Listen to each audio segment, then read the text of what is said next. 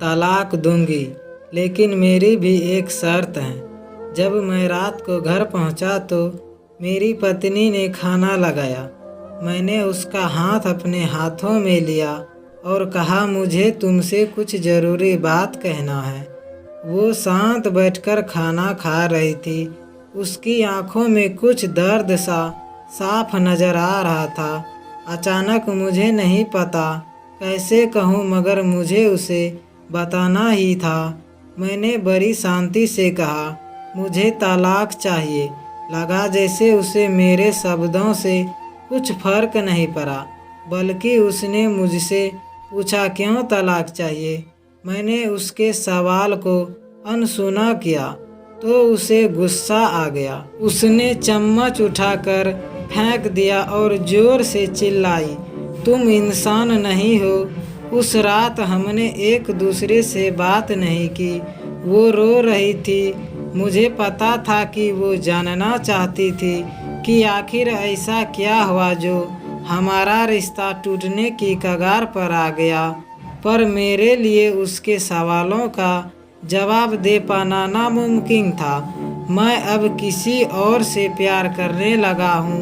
अब मुझे उससे प्यार नहीं रहा। मैंने उसे उसके बरसों के प्यार की सज़ा दी थी। भरे मन से मैंने तलाक के पेपर तैयार किए। उसमें लिखा था कि वह पूरा घर, कार और कंपनी की 25% शेयर ले सकती है इस तलाक के बदले में। लेकिन उसने उन पेपर्स को देखा और उनके टुकड़े टुकड़े कर दिए। वो औरत जिनसे मेरे साथ जीवन के 10 साल बिताए थे, वो आज मेरे लिए अनजान हो चुकी थी। मुझे इन 10 सालों का जो उसने मेरे लिए बर्बाद किए, मगर मैं क्या करूं, जो हो चुका उसे मैं बदल नहीं सकता था, क्योंकि मैं किसी और से अपनी पत्नी से भी ज़्यादा प्यार करने लगा था। आखिरकार उसके सब्र का बांध टूट गया और वो फुट फुट कर मेरे सामने रोने लगी। मेरे लिए उसका रोना एक तरह से उसकी रिहाई की तरह था। तलाक की ये बात जो कई दिनों से मुझे परेशान कर रही थी, अब बिल्कुल साफ हो चुकी थी। अगले दिन मैं घर काफ़ी लेट आया। मैंने देखा कि वो टेबल पर बैठकर कुछ लिख रही थी। मैंने शाम का खाना नहीं खाया था, लेकिन फिर भी मैं सीधे ऊपर जाकर अपने कमरे में सो गया, क्योंकि पूरा दिन प्रिया के साथ रहने और कई जगह घूमने के बाद मैं थक गया था। वो शायद रात को उसी टेबल पर लिखते लिखते सो गई थी। सुबह उसने तलाक देने की शर्तें बताई। वो मुझसे कुछ भी लेना नहीं चाहती थी। उसे सिर्फ तलाक से पहले 1 महीने का समय चाहिए था।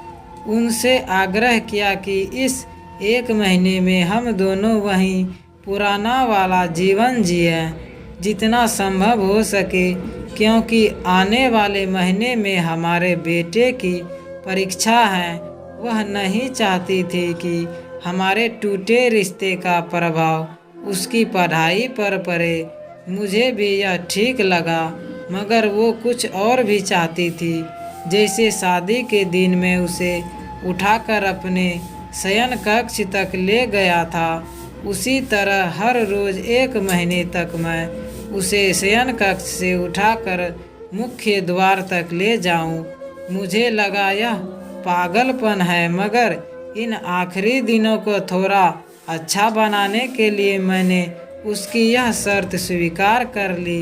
मैंने प्रिया को अपनी पत्नी की सभी शर्तें बताई। वो हंसने लगी। उसे लगा मेरी पत्नी कितने भी तरीके अपना ले, तलाक होना तो तय है। मेरी पत्नी और मैं किसी से भी इस दौरान नहीं मिले थे, लेकिन उस दिन जब मैं उसे पहली बार उठाकर गेट तक लेकर गया तो हम दोनों काफ़ी अजीब महसूस रहे थे। पीछे से हमारा बेटा भी खिलखिलाकर खुश हो रहा था। अगले दिन यह काम थोड़ा सामान्य और आसान हो गया। वह मेरे सीने से लगी थी और मैं उसकी खुशबू महसूस कर रहा था। ऐसा लगा जैसे कई दिनों बाद मुझे ये खुशबू मिल रही थी, या फिर कई दिनों से मैंने उसके होने का महसूस नहीं किया था।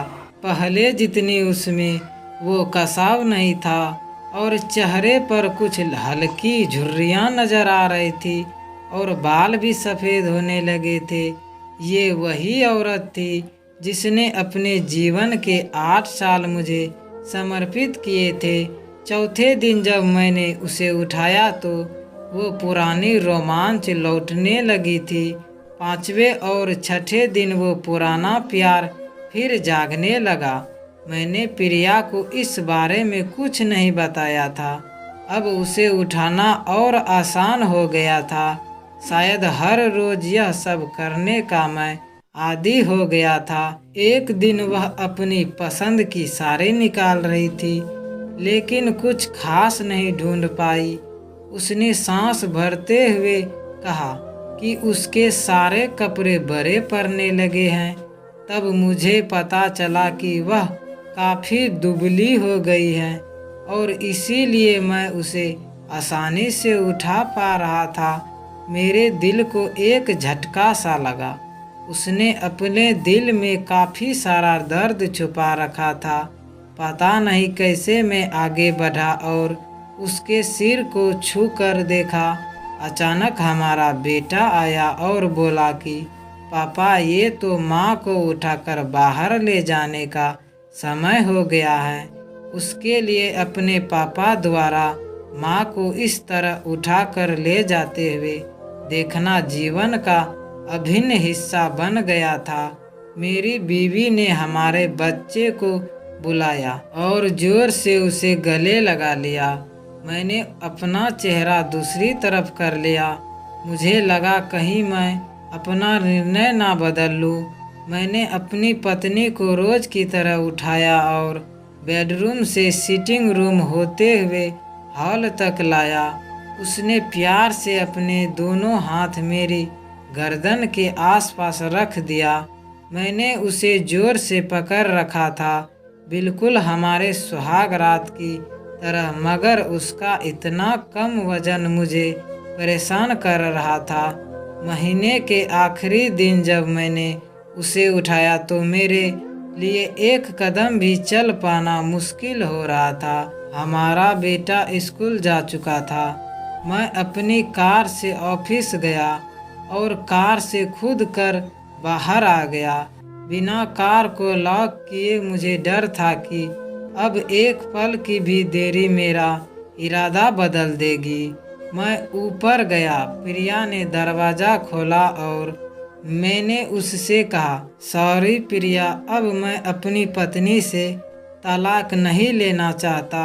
उसने मुझे देखा और मेरे सिर पर हाथ फेर कर कहा, तुम्हें बुखार तो नहीं है? मैंने उसका हाथ हटाया और कहा, सॉरी प्रिया, अब मुझे अपनी पत्नी से तलाक नहीं चाहिए। हमारी शादीशुदा जिंदगी शायद हम दोनों के ध्यान ना देने की वजह से बोरिंग हो गई थी, लेकिन इसका मतलब यह कतई नहीं कि हम एक दूसरे से प्यार नहीं करते। अब मुझे एहसास हुआ है कि जिस दिन मैं उसे शादी करके अपने घर लाया था, उस दिन से जीवन के आखिरी दिन तक मुझे उसका साथ निभाना है। प्रिया के होश उड़ गए। उसने मुझे एक जोरदार चाटा जड़ दिया। मेरे मुंह पर वह रोने लगी और दरवाज़ा अंदर से बंद कर लिया।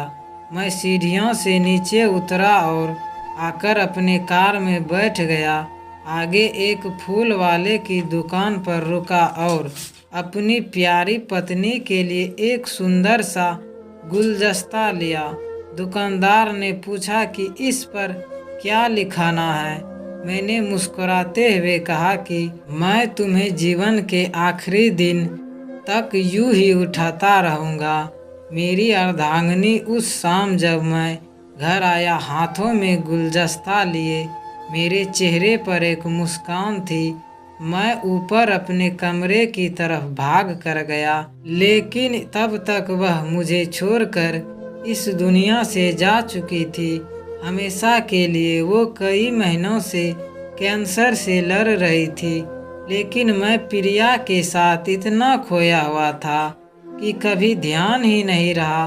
उसे पता था वह जल्दी ही मुझे छोड़कर जाने वाली हैं, इसलिए वह मुझे और मेरे बेटे के रिश्तों को टूटने से बचाना चाहती थी। मैं नीच उससे तलाक लेना चाहता था, लेकिन फिर भी उसने मुझे अपने बच्चे की नज़रों में एक प्यार पति और पिता बना दिया था। जीवन की छोटी छोटी बातें रिश्तों में बहुत महत्व रखती हैं। बड़ा घर, बड़ी कार और बैंक बैलेंस ये खुशियों का हिस्सा जरूर बन सकते हैं, मगर अपनों के बिना इनकी कोई कीमत नहीं। दोस्तों, हमारा स्टोरी अच्छा लगे तो लाइक करें, शेयर करें एंड सब्सक्राइब जरूर करें। Thank you.